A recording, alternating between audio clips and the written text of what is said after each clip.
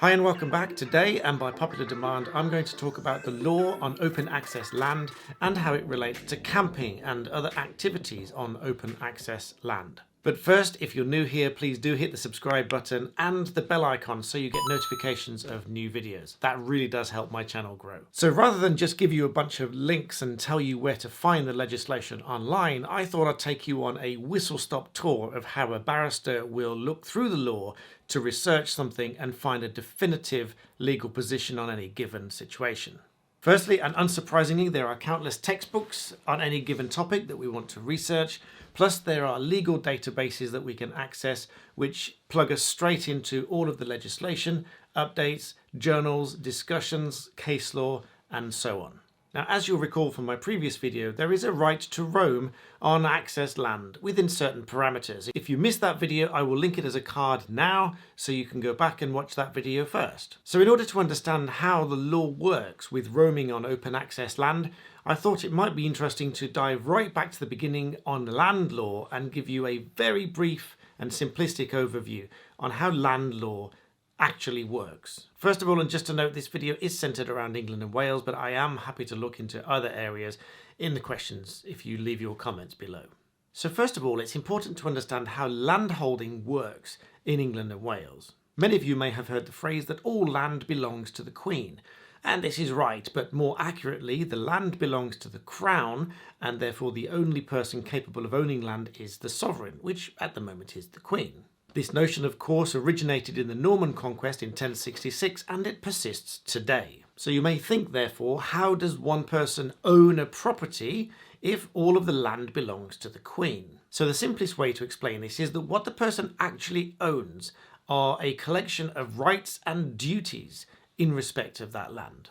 The most obvious, of course, being to take and retain possession of that land and to make use of it for the purpose that it was acquired. This would then be known as an interest in the property, and the technical name is an estate in land. Therefore, when a person buys a house, for example, they own an estate in land. They don't own the land itself. Skipping forward to the modern day now, there are two legal estates that exist, and they are derived from the Law of Property Act 1925. These are technically referred to as 1. An estate in fee simple absolute in possession, which you will know as a freehold estate, and 2. A term of years absolute, which you will know as a leasehold.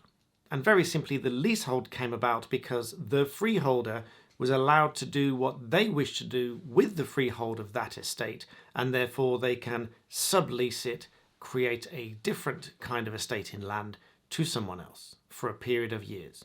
And Section 1, subsection 3 of the Law of Property Act 1925 provides that all other estates, charges or interest over that estate are held in equity. So by now you're possibly thinking, what does this have to do with open access land and whether you're allowed to camp there?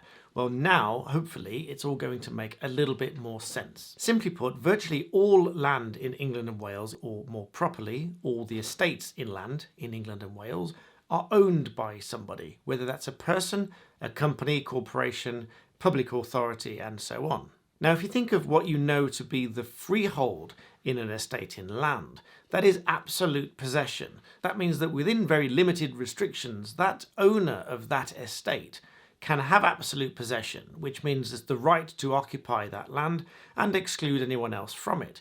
Unless, of course, there are easements on that land, which is a completely different topic altogether, which I do have a talk on. If anyone's interested, let me know in the comments. But otherwise, a privately owned estate in land doesn't give the general public the right to roam and cross that land. However, leading up to the year 2000, there was a lot of pressure on the government to provide law, which is essentially the right to roam and access uncultivated areas of England and Wales. This resulted in the Countryside and Rights of Way Act 2000, which was implemented over a number of years because there was a number of maps produced over those years which told people exactly what was open access land or what was privately owned land and where the rights of public way are, such as footpaths, so that you could buy these maps so that you would know where these open access land areas are, so that when you're out and about, you know that you're not breaking any law by trespassing on private property. And as you can see, the Countryside and Rights of Way Act is a long one. So when one is reading a piece of legislation, there is usually an introductory paragraph which tells you in plain English what this Act of Parliament was designed to do. So as you can see, the Countryside and Rights of Way Act 2000 was, and I quote, an act to make a new provision for public access to the countryside, to amend the law relating to the public rights of way, to enable traffic regulation orders, and so on.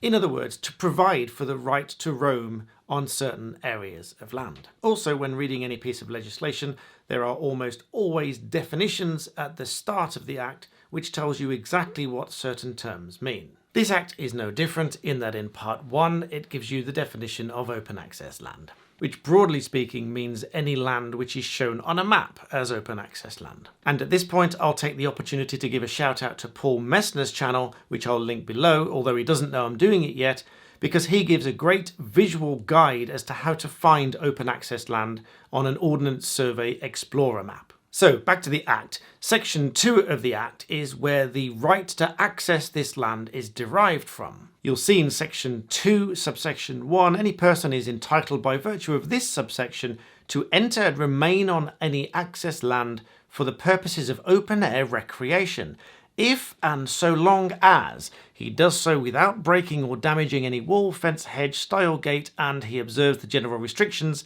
in Schedule 2. Now this is back to my brief guide on how a lawyer interprets the law. Every section of law like this may refer to a schedule which will have further details which might be changed or added to later on. A typical example is the Coronavirus Act. There were lots of schedules to that and lots of changes were made over the coming months. So in this case we would need to look to Schedule 2 to see what other activities are restricted when you're exercising your right to access this open access land. You'll see from the outset at Section 1 of Schedule 2, it says subject to paragraph 2, Section 2.1 does not entitle a person to be on any land if, in or on that land, he. And then there's a whole list of different things which are restricted. The first one includes driving any vehicle other than an invalid carriage. Other examples include taking any animal other than a dog. Lighting or tending of fire is also restricted, as is intentionally or recklessly taking, killing, injuring or disturbing any animal, bird or fish. Now for the purposes of camping, we look all the way down to sub S, which states if in or on that land he engages in organised games or in camping, hang gliding or paragliding. So ultimately, whilst you have the right to roam on open access land, these sorts of activities are, by default, restricted. However, and whilst it is the default position of areas like the Lake District and the Peak District and various other areas that they do not allow camping on their land, it is reportedly tolerated as long as you stick within certain guidelines and parameters, which is broadly leave no trace.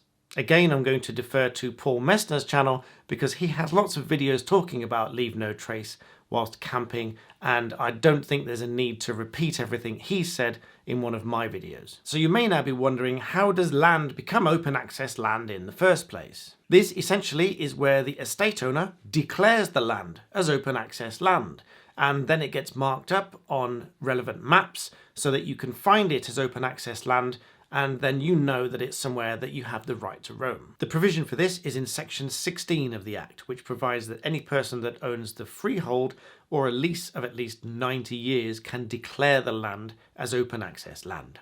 But as you'll see further down in this section, any dedication made under subsection 1b, which is the leasehold version, shall have effect for the remainder of the term held by the person making that dedication. And furthermore, you'll see more generally that a dedication under this section is irrevocable and, subject to subsection 4, binds successive owners and occupiers of and other persons interested in the land to which it relates, but nothing in this section prevents any land from becoming accepted land. And again, accepted land is defined within the Act, and you can look that up as well. So the position always comes back to the person that controls the land and whether they are giving permission for camping. But as you will see for many blogs and sites, camping is tolerated in certain areas where it isn't strictly legal, but providing you're not causing any mess, you're abiding by the leave no trace, and you're being very sensible with the way that you're camping. Because if you're going on long hikes, it might well be necessary to be stopping at some point and camping, because you can't do a 3-day hike with no sleep in between.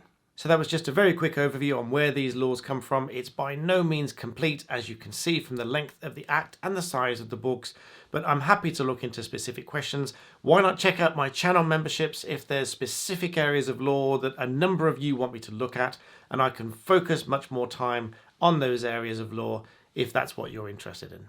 So once again, thank you for joining me, and thank you to everyone that's subscribed to me so far. The channel has grown very quickly in a short space of time, and I'm really grateful to all of you watching. So please do subscribe, hit the like button, go crazy. That really helps my channel, and I'm really very grateful. So thank you for watching.